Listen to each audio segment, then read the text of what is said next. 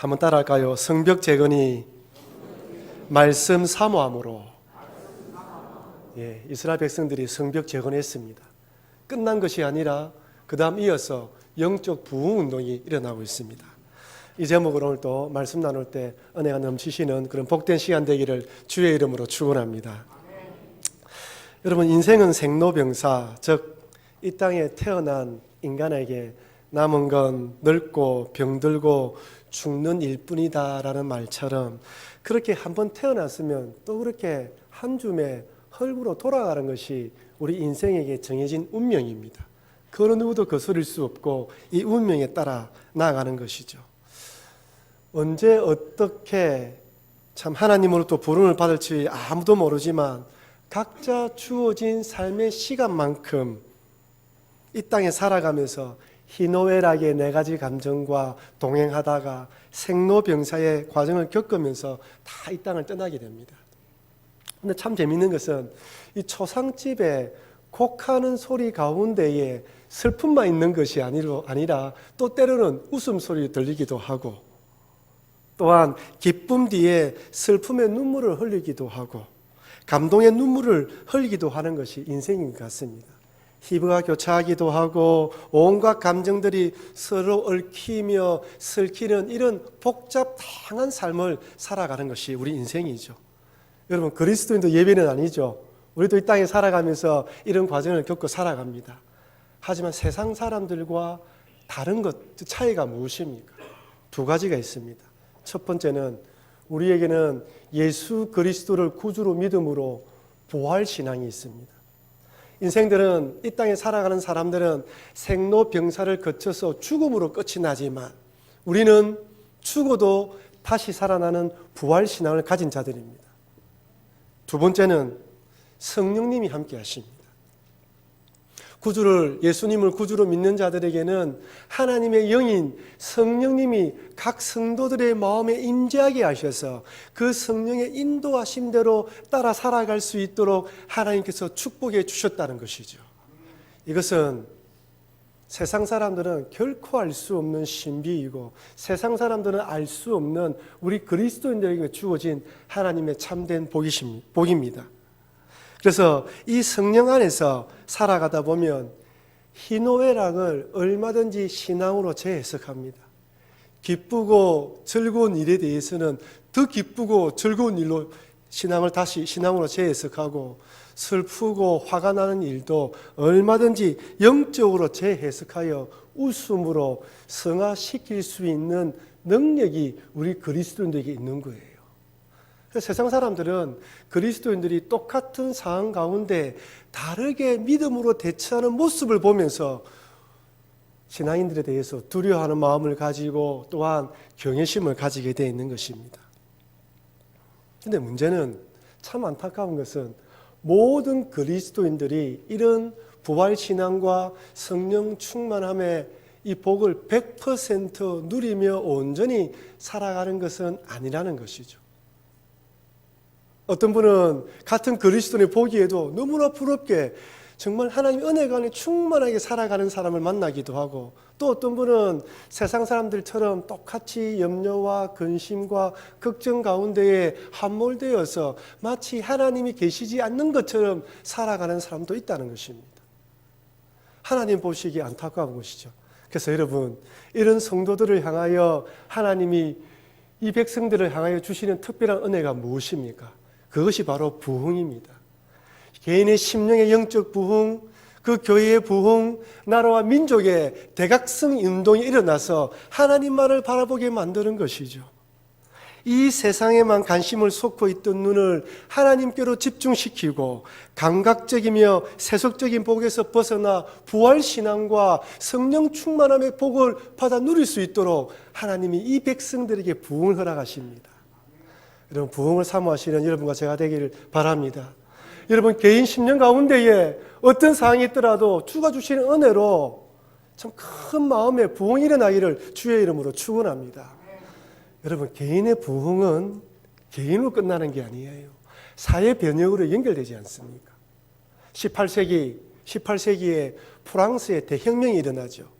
대혁명이 일어난 결과로 왕이었던 루이 16세가 단두대에서 처형당합니다. 곳곳에서 지도층과 일반 시민들이 충돌하면서 얼마나 많은 사람들이 죽고 다친지 몰라요. 대혁명 당시 프랑스에는 분노와 죽음과 참 어두운 그림자가 온 나라에 가득했습니다. 같은 시기 영국에서는 조지 히필드로 인해서 영적 대부흥이 일어났습니다. 대각성이 일어난 것이죠. 사람들마다 자신의 죄를 참회하고 회개하는데 술주준뱅이가 죄를 회개하고 끊고 술집이 텅텅 비었다라고 기록되어 있지 않습니까? 범죄자가 줄었다고 그 당시 기록되어 있습니다. 미국에서도 각 지역에서 영적 부흥도 일어났는데 매사추세츠에서는 조나단 에드워드에 의해서 영적 부흥이 일어납니다. 1733년 12월에 놀랄 만큼 역사하기 시작한 성령이란 제목으로 설교하자 사람들은 예수 그리스도에 의해 점령당한 것처럼 행동하였다라고 그 당시 사람들이 기록했습니다. 얼마나 성령의 강력하게 역사했는지 모든 사람들이 예수 그리스도처럼 예수 그리스도에 점령되어 행동하고 말하고 살아갔다는 거예요. 조나단 에드워드도 그 당시를 회상하면서 이렇게 말했습니다. 이 도시는 그 당시처럼 사랑에 가득 차 있거나 기쁨에 가득 차 있었던 때가 없었고 또한 그토록 비탄에 잠긴 적도 없었다. 예수님으로 기뻐하고 성령의 은혜로 충만하면서 또한 자기 안에 있던 죄악을 발견하게 되기 때문에 울고 회개하면서 통회하는 일들이 벌어졌다는 것입니다. 그렇습니다. 부흥이 일어나면 그리스도인들은 하나님 은혜로 사로잡혀 그동안 숨겨왔던 욕망의 우상, 탐욕의 죄악들을 다 토해낼 뿐 아니라 성령으로 기뻐하며 또한 즐거워합니다. 서로가 서로를 용서하고 사랑이 회복되어져서 서로 사랑 안에서 기뻐하는 것이죠. 개인의 영적 부흥으로 끝나는 것이 아니라 사회 전역으로 퍼져나가는 것입니다. 그러나 여러분, 성도가 이 땅에 살아가면서 가장 큰 복 중에 복이 뭐냐면 내 심령 가운데 영적 부흥이 일어나는 거예요. 마음속에 하나님에 대한 열망, 하나님에 대한 갈급함, 민족과 국가를 바라보며 영적 대각성이 일어나서 모두가 하나님 앞에서 즐거워하는 그때를 바라보며 기도하며 또 소망하며 나아가야 되는 것이 우리 그리스도인에 주어진 또한 삶이고 기도 제목인 것입니다. 오늘 본문을 보십시오. 이런 영적 부흥이 성벽 재건 공사를 마친 이스라엘 백성 가운데 일어나고 있습니다. 느헤미야 8장 1절 말씀 우리 같이 한번 읽어보도록 하겠습니다. 이스라엘 자손이 자기들의 성읍에 거주하였더니 7째 달에 이르러 모든 백성이 일제히 수문 앞 광장에 모여 학사 에스라에게 여호와께서 이스라엘에게 명령하신 모세의 율법책을 가져오기를 청하매 아멘. 유대인들은 예루살렘 성벽 건축한 지 며칠 되지 않았습니다. 건축하고 자기 집으로 돌아갔다가 절기가 되어서 다시 모인 거예요. 이스라엘의 종교력으로 7월에 해당하는 오늘날은 9월 10일입니다. 이스라엘에게 종교력으로 7월에는 나팔절, 초막절, 대속절이 있는데 매우 중요한 날입니다. 성벽 재건 공사를 마친 이스라엘 백성들이 다 집으로 돌아가서 좀 쉬면 되는데 절기를 맞이하여 다시 수문 앞 광장에 모인 거예요. 여러분 몇 명이나 모였을까요? 얼마나 많은 사람들이 모였을까요? 몇천 명? 몇만 명이 모였습니다. 1차 포로 기한이 5만 명이 돌아왔죠. 100년 전에. 2차, 3차에는 몇천 명 정도밖에 돌아오지 않았지만 100여 년 동안 많은 자손들이 태어났겠죠. 온 백성, 자기 성읍에 거주했던 모든 백성이 왔다고 이야기하니까 수만 명이 모인 것입니다. 이 백성들이 모여서 절기를 지키고 있습니다. 그런데 이스라엘 백성들이 갑자기 하나님 말씀 듣기를 사모해요. 에스라에게 말씀을 가져와서 읽어달라고 합니다. 여러분 성경을 자세히 읽어보면 아시겠지만은 지금까지 대부분의 부흥은 누구의 주도였습니까? 제사장이나 선지자들에 의한 부흥이었어요. 사무엘 선지자가 부흥을 주도하든지 이런 제사장이나 선지자가 부흥을 주도했지, 오늘 본문처럼 이스라엘 백성들이 하나님 말씀을 사모하여 서기관인 에스라에게 말씀을 읽어달라고 한 것은 그렇게 많지가 않습니다. 그만큼 백성들 마음에 뜨거움이 생긴 거예요. 갑자기 무슨 일이 일어난 것입니까? 왜 갑자기 이 백성들 마음에 이런 마음이 생긴 것일까요? 그것은 성벽 재건 공사를 끝나고 난 뒤에 하나님에 대한 영적 자각이 생겨난 것입니다. 성벽 재건 공사가 성벽 재건 공사로 끝난 것이 아니라 다 하고 난 뒤에 하나님에 대한 믿음이 일어난 것이죠. 여러분 한번 생각해 보십시오. 이스라엘 백성들이 100여 년 전에 또 몇 년 전에 포로된 땅에서 돌아올 때는 어떤 마음이었습니까? 이스라엘 신앙 공동체 회복을 꿈꾸며 하나님 나라에 대한 꿈꾸며 돌아왔는데 막상 돌아와 보니까 땅은 황폐화되어져 있고 살만한 사람이 살만한 지역이 아니에요. 이방인들이 모든 기득권을 잡고 있을 뿐 아니라 좀 정착을 하려고 하니까 적들이 침략하여 모든 것을 빼앗아 가버렸습니다. 돌아올 때 어느 정도 고생하겠지, 힘든 일이 있겠지라고 생각했는데 생각 외로 더 고통스럽고 힘들어지면서 백성들이 이 마음속에 하나님에 대한 열망과 열정이 점점점 식어지기 시작한 것입니다. 그랬는데 100여 년 만에 느헤미야와 함께 성벽 재건 공사가 끝났습니다. 자기들 눈앞에 그 수문앞 광장에 성벽이 완성되어서 둘러싸여 있는 그 성벽을 보는 순간 하나님이 우리와 함께 하시는구나 라는 마음이 생기면서 그동안 하나님에 대해서 잃어버렸던 열정과 열심이, 하나님에 대해서 잊어버리고 있던 그 모든 마음들이 일어나기 시작한 거예요. 그러면서 하나님에 대한 말씀이 깨달아지기를, 하나님에 대한 말씀을 사모하는 마음으로 연결되어지고 전해졌던 것입니다. 여러분, 우리 많은 성도님들이 성공, 출세, 축복을 바랍니다. 뭔가 거창한 걸 이루길 바라요. 성벽 재건 공사가 끝났는데 이스라엘 백성은 단순히 성벽 재건 공사를 끝낸 것으로 만족하지 않고 이어서 영적 부흥으로 연결시키고 있습니다. 여러분 삶들 가운데에 자녀들이나 여러분 각자에게 저는 성공되고 축복되는 일이 많이 일어나기를 바랍니다. 하지만 그 자리에 머무면 안 돼요. 그 자리에서 다시 영적 부흥으로 나아갈 수 있도록 연결시켜야지만 참된 복이 된다는 것입니다. 이것은 실패도 마찬가지입니다. 낭망하고 실패된 자리에서 그저 주저앉는 것이 아니라 여기에서 또 다시 일어나서 하나님의 뜻하신 바가 무엇인지 개인적인 영적 부흥으로 연결시켜야 되지만 참된 복이 우리에게 임한다는 것입니다. 여러분, 이렇게 하나님의 말씀에 대한 갈급함을 가지고 있는 이스라엘 백성들이 어떻게 하나님의 말씀을 듣고 읽는지 한번 보십시오. 첫 번째는 새벽부터 정오까지 말씀에 귀를 기울입니다. 8장 3절 같이 한번 읽어볼까요? 수물 앞 광장에서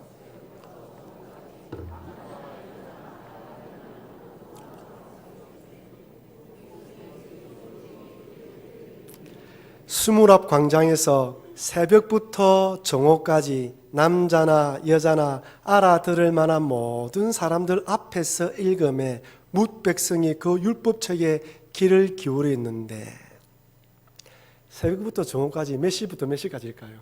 새벽 5시, 6시쯤 되겠죠? 정오는 12시죠.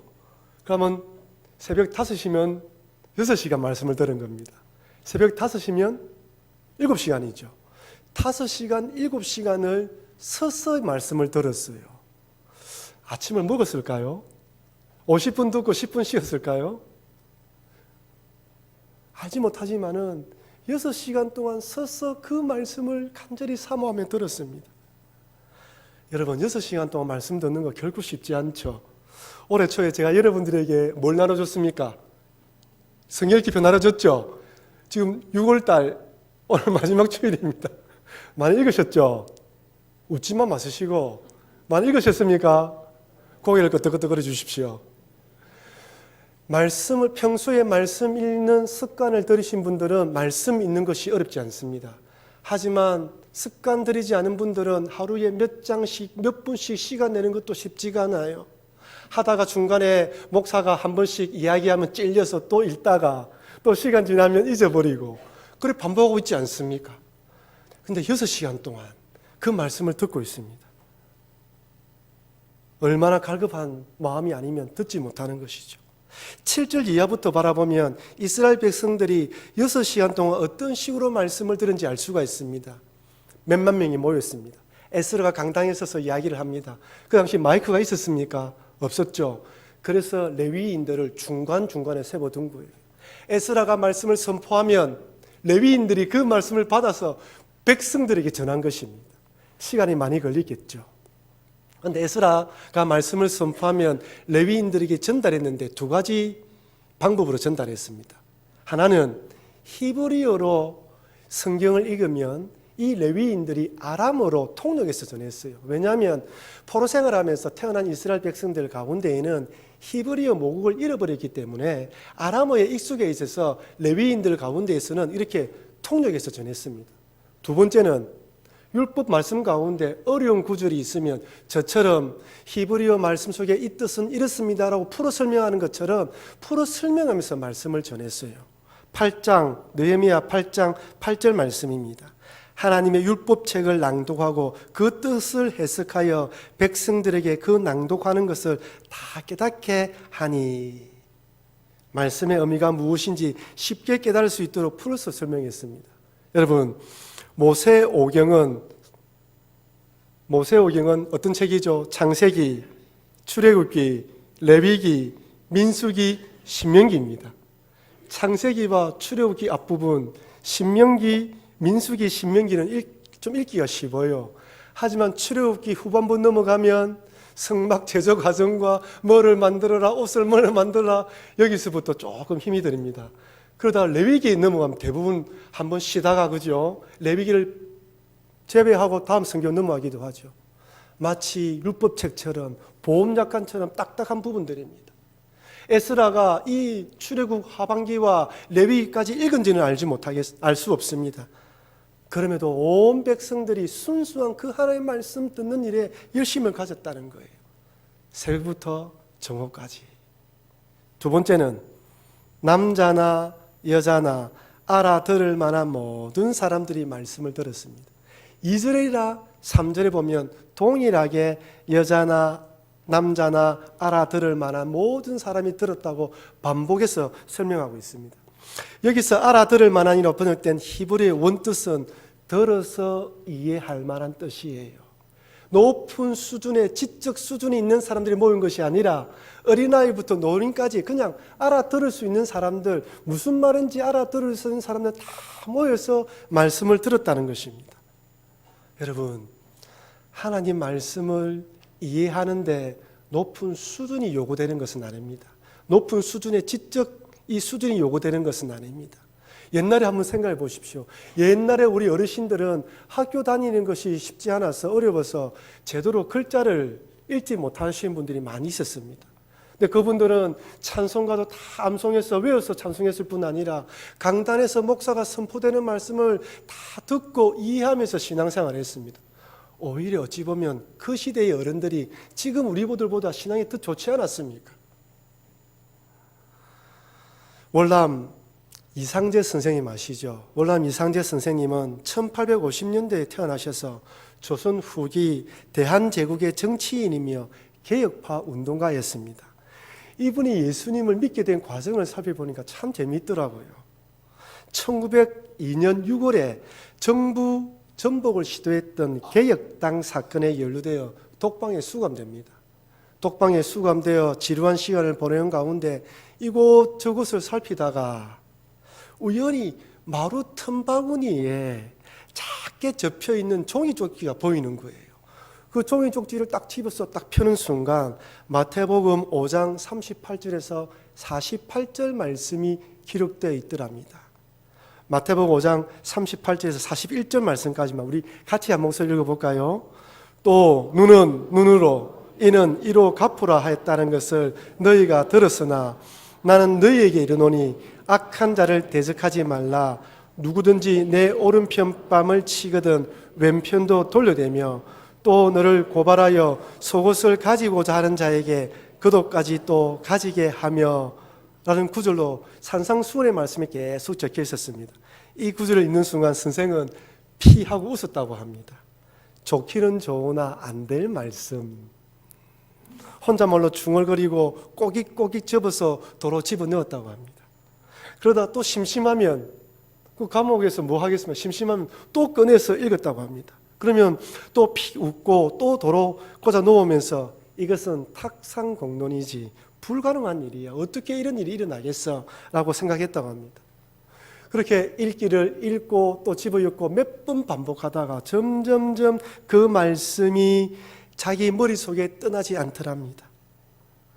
그렇게 할 수만 있으면 좋지 라고 생각하면서 마음이 바뀌기 시작했고 또 읽다가 결국 그 말씀이 마음에 파고들었고 그 말씀에 사로잡히게 되면서 예수님을 구주로 영접했다고 이야기를 하시더군요. 이분이 말씀하시기를 자기 친구들 가운데에 그리스도인이 많았대요. 감옥에 들어오기 전에 친구들이 자기에게 복음을 전하는데 워낙 유교 사상에 젖어 있었기 때문에 그 친구들의 말이 들리지 않더라는 것입니다. 그런데 그 하나님 말씀 마태복음 5장 38절에서 48절의 말씀을 읽으면서 자신의 강팍했던 마음이 녹아진 것이죠. 왜 그렇습니까? 하나님 말씀에는 그 자체만으로도 능력이 있기 때문입니다. 히브리서 4장 12절 13절 같이 읽겠습니다. 하나님의 말씀은 살아있고 활력이 있어 좌우에 날선 어떤 것보다 예리하여 혼과 영과 및 관절과 골수를 찔러 쪼개기까지 하며 또 마음의 생각과 뜻을 판단하나니 지으신 것이 하나도 그 앞에 나타나지 않음이 없고 우리의 결산을 받으실 이의 눈앞에 만물이 벌거벗은 것 같이 드러나느니라. 아멘. 하나님 말씀은 살아있고 활력이 있습니다. 얼마든지 강팍한 마음을 찔러 쪼개 하나님께 굴복시킵니다. 제가 전에 사역했던 교회에서는 새로 오는 새신자들 그리고 기독교 진리에 관심을 가지는 분들을 따로 모아서 8주간 12주에서 8주간 따로 모아서 교육을 시켰어요. 그러니까 거기 오시는 분들 가운데에 자원하에 오시는 분도 있지만 대부분이 옆에 계신 분들이 막 찔러서 한번 들어봐라. 내가 돈 내줄게. 이래 오신 분들이 많아요. 첫날에 복음에 대해서 이야기를 전하면 대부분 사람들이 듣고는 있지만 마음속에 딱 마음을 닫고 있어요. 오늘 저 목사가 무슨 이야기를 하나 딱 듣고 있습니다. 처음부터 마음 여는 사람들 그리 많지 않아요. 판단하고 머릿속에서 막 이렇게 굴리는 것이 다 보여요. 설교가 딱 안 보면서. 한 주, 두 주, 석 주, 넉 주. 예수님이 누구신가? 왜 십자가에 돌아가셨는가? 성경이 무엇인가? 기도는 어떻게 하는가? 믿음이 무엇인가? 말씀이 선포되어질 때마다 그들의 마음의 자세가 달라져요. 쫙 쳐져 있던 어깨가 앞으로 당겨오고 목사의 설교에 집중하여 듣습니다. 말씀이 그들의 마음을 변화시키는 것을 몇 번이나 목격하는지 몰라요. 왜 그렇습니까? 하나님의 말씀은 살아있고 활력이 있어 좌우에 날선 어떤 것보다 예리하여 우리의 혼과 영과 관절을 찔러 쪼개는 것입니다.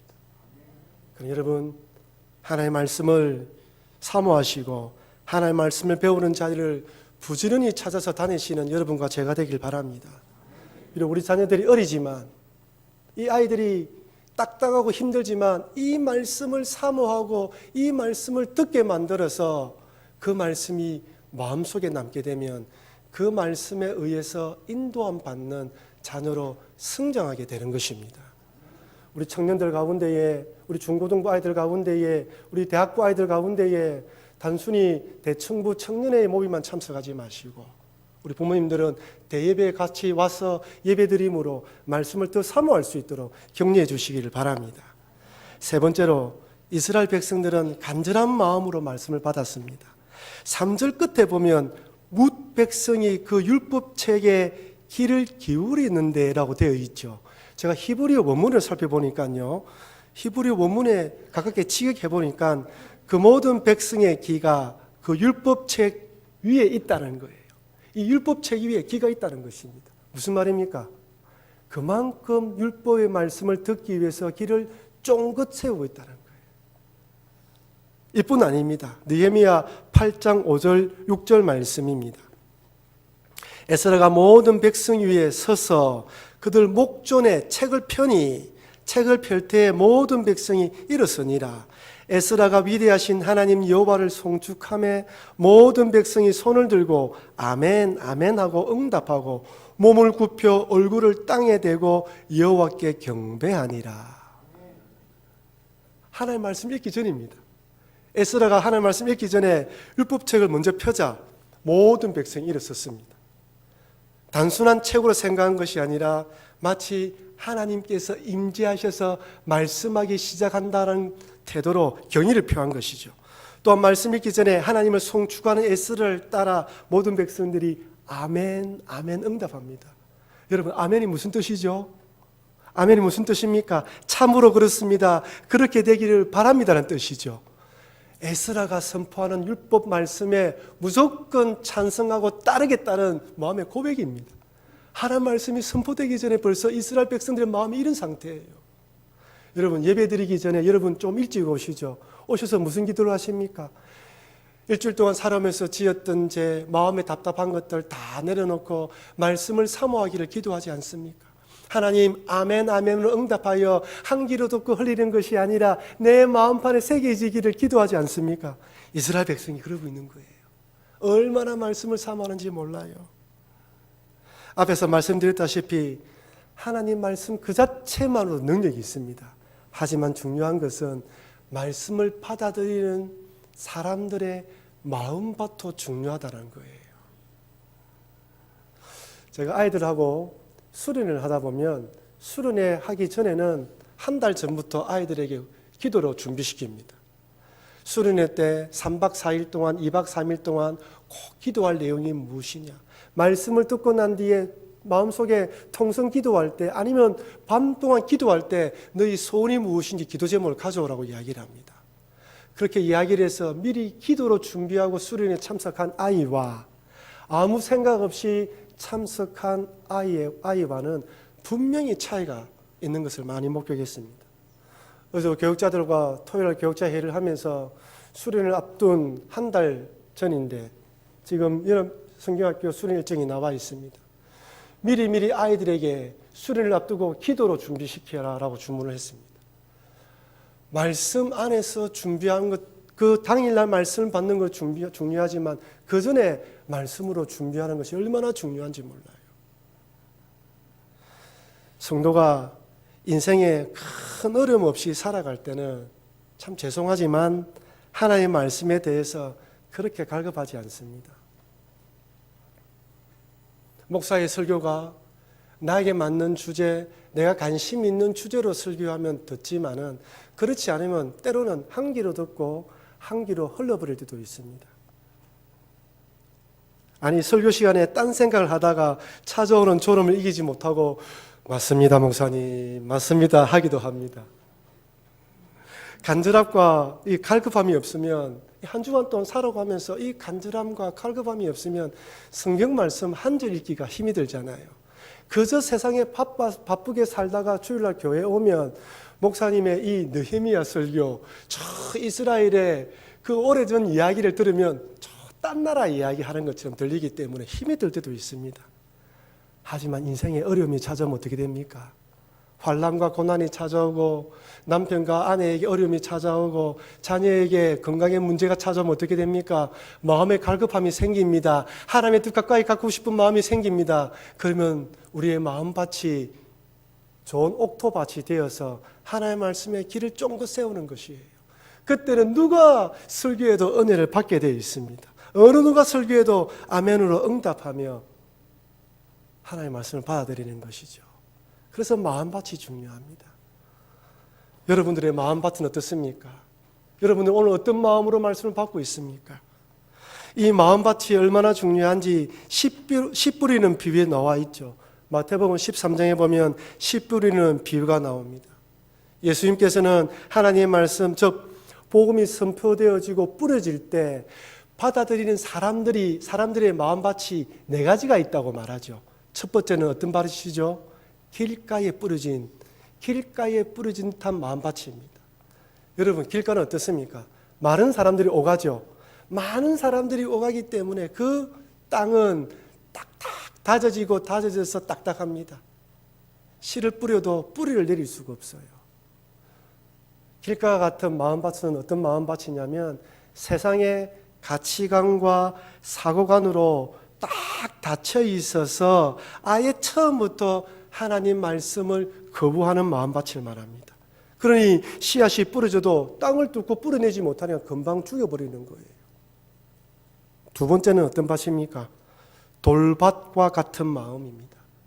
복음의 씨가 흙이 얕은 돌밭에 떨어졌는데 이런 마음을 가진 사람들은 복음을 듣고 잠시 기뻐하여 교회 출석하지만 신앙의 뿌리가 깊이 내리지 못하니까 고난과 환난이 찾아올 때 교회를 떠나버립니다. 신앙을 포기해버리는 것이죠. 여러분 주변에 그런 분 많이 보죠. 함께 신앙생활하다가 어려움 찾아오면 교회를 떠나시는 분들. 세 번째는 어떻습니까? 가시떨기와 같은 마음입니다. 가시떨기가 있다는 것은 그 가시떨기 나무가 뿌리를 내렸기 때문에 좀 더 뿌리를 내릴 수 있는 거예요. 그래서 뿌리를 내렸습니다. 근데 문제는 결실을 맺으려고 하니까 가시떨기 이 가시가 결실을 맺지 못하도록 막아서 결국 열매 맺지 못하고 질식 죽어버리는 것을 말합니다. 이 가시 기운에 대해서 성경은 이렇게 말씀하십니다. 마태복음 13장 22절 한번 같이 읽어볼까요? 가시떨기에 뿌려졌다는 것은 말씀을 들으나 세상의 염려와 재물의 유혹에 말씀이 막혀 결실하지 못하는 자요. 세상의 염려와 재물의 유혹. 그렇습니다. 각 사람들 마음속에 하나님의 말씀이 뿌려집니다. 세상 사람들뿐 아니라 여러분도 마찬가지입니다. 여러분들에게 하나님의 말씀이 뿌려져요. 그런데 여러분 마음속에 돌밭처럼 뿌리가 많이 맺히지 못하면 고난과 환난이 올 때는 신앙을 포기해버리구나. 그 다음에 염려와 근심이 유혹이 찾아올 때는 결실을 맺지 못하고 죽어버린다는 거예요. 하지만 네 번째, 좋은 땅과 같은 마음도 있습니다. 이 좋은 땅과 같은 마음은 복음의 씨가 뿌려지자 100배, 60배, 30배의 결실을 맺습니다. 하나님의 말씀을 듣고 깨달을 뿐 아니라 풍성한 열매를 맺는 것이죠. 여러분, 이 좋은 밭이 바로 오늘 본문의 이스라엘 백성들의 마음 상태입니다. 성벽 재건공사 이후 하나님에 대한 믿음이 생겨나면서 말씀을 사모하게 되었습니다. 하나님의 말씀이 펼쳐지자 모든 백성들이 일어서서 경의를 표하고 말씀을 전하는 에스라와 함께 하나님께 송축하며 아멘, 아멘으로 응답합니다. 6시간 동안이나 말씀을 들을 뿐 아니라 말씀을 이해할 수 있는 모든 사람들이 말씀에 귀를 기울이는데 율법책에 귀가 붙어 있는 것처럼 사랑하며 관심으로 귀를 기울이고 있습니다. 그렇다면 여러분, 오늘 예배 참석하신 여러분들의 마음밭은 지금 어떻습니까? 세상의 염려와 근심으로 뿌리는 내렸는데 결실을 맺지 못하고 있지는 않습니까? 아니면 돌밭에 뿌려진 것처럼 환난과 고난이 찾아오니까 그냥 신앙이 넘어져서 좌절하고 있지는 않습니까? 아니면 그럼에도 불구하고 좋은 마음밭을 기경하여서 오늘 이스라엘 백성처럼 이 말씀처럼 이들처럼 이렇게 받고 계십니까? 여러분, 하나님의 은혜가 내 안에 임하는 첫 번째 조건은 나의 마음밭이 좋은 밭이 되어질 때 가능하다는 것이죠. 사랑하는 성도 여러분, 성벽 재건공사를 끝낸 이스라엘 백성들은 성벽 재건공사 한 것으로 끝내지 않고 개인적인 영적 부흥, 민족의 영적 부흥으로 연결되고 있습니다. 완성된 성벽을 보면서 하나님에 대한 자각, 소홀하고 잊어버렸던 하나님에 대한 꿈과 비전이 불일 듯이 일어났습니다. 이런 영적 자각은 하나님의 말씀에 대한 갈망과 열망으로 연결되어서 이렇게 하나님의 말씀을 사모하는 모습으로 드러났습니다. 이스라엘의 영적 부흥이 일어나고 있는 것이죠. 제가 서론에서 말씀드렸다시피 이 땅을 살아가면서 하나님 백성의 가장 큰 축복은 부활 신앙이 얼마나 위대하며 성령의 충만함으로 살아가는 것이 얼마나 큰 은혜인가를 깨닫는 것인데, 그것은 내 심령 가운데 영적 부흥이 일어날 때 가능한 것입니다. 그러니 여러분, 이 땅을 살아가면서 심령의 부흥, 교회의 영적 부흥, 민족과 나라의 영적 대각성이 일어나는 것을 바라보며 또 일어나기를 사모하며 기도하시는 여러분과 제가 되기를 바랍니다. 영적 부흥이 일어날 때 하나님께서 가장 가까이 계심을 느낄 수가 있고 하나님으로 온전히 기뻐하며 즐거워할 수 있는 것입니다. 그런데 이런 영적 부흥이 여러분 가정, 여러분 심령 가운데에, 우리 교회 가운데에, 이 나라 민족 가운데 일어나기를 간절히 사모하시면서 기도하시는 여러분과 제가 되길 주의 이름으로 축원합니다.